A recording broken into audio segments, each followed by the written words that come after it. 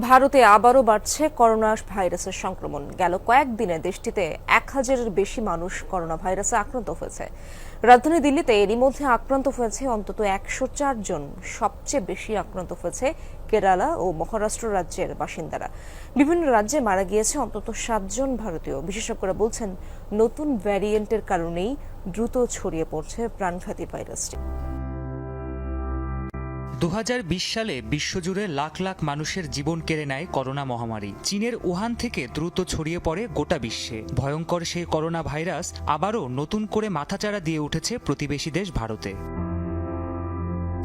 ভারতের কেন্দ্রীয় COVID-19 dashboard অনুযায়ী দেশটিতে আক্রান্তের সংখ্যা 1000 ছাড়িয়েছে। রাজধানী দিল্লিতে অন্তত 104 জন রোগীর দেহে নতুন করে বাসা বেঁধেছে করোনা ভাইরাসের নতুন ভেরিয়েন্ট NV1.8.1।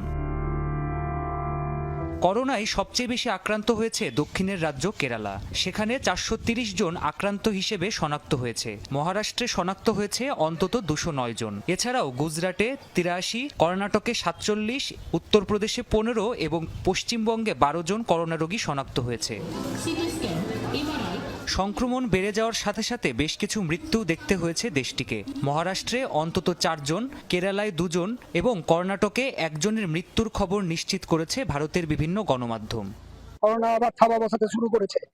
এর মধ্যে দিল্লিতে এবং কলকাতাতেও হয়ে গেছে। মালদাতেও একটা 2 বছরের শিশুর শরীরে করোনা পাওয়া গেছে। এই পরিস্থিতিতে আমরা খুবই আতঙ্কিত। এটা একটা ইনসিডেন্টাল ফাইন্ডিং, এটা নিয়ে আতঙ্কিত হওয়ার কোনো প্রশ্ন নেই এবং আমরা স্বাস্থ্য দপ্তর এবং আমাদের দপ্তর প্রত্যেক ব্যাপারে আমরা অ্যালার্ট আছি, আমরা যথাযথ ব্যবস্থা নিচ্ছি। এই পরিস্থিতিতে অন্যান্য রাজ্যগুলোকে সতর্কতা অবলম্বনের নির্দেশ দিয়েছে কেন্দ্রীয় স্বাস্থ্য মন্ত্রণালয়। হাসপাতালগুলিকে প্রস্তুত থাকার পাশাপাশি পর্যাপ্ত অক্সিজেন, ওষুধ ও টিকা মজুদ রাখার নির্দেশ দেওয়া হয়েছে। একই সাথে আতঙ্কিত না হয়ে করোনাকালীন স্বাস্থ্যবিধি মেনে চলার পরামর্শ দিয়েছেন বিশেষজ্ঞরা।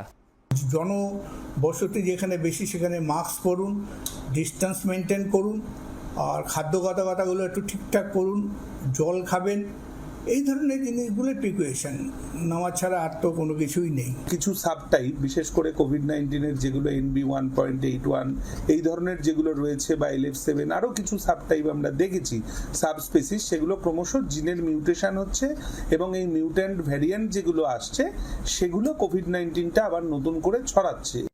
বিশেষজ্ঞরা বলছেন, নতুন ভেরিয়েন্টের কারণে দ্রুত ভাইরাসটি ছড়িয়ে পড়তে পারে। অধিকাংশ ক্ষেত্রে উপসর্গ মৃদু হলেও সতর্কতা অবলম্বনের পরামর্শ দিয়েছেন তারা।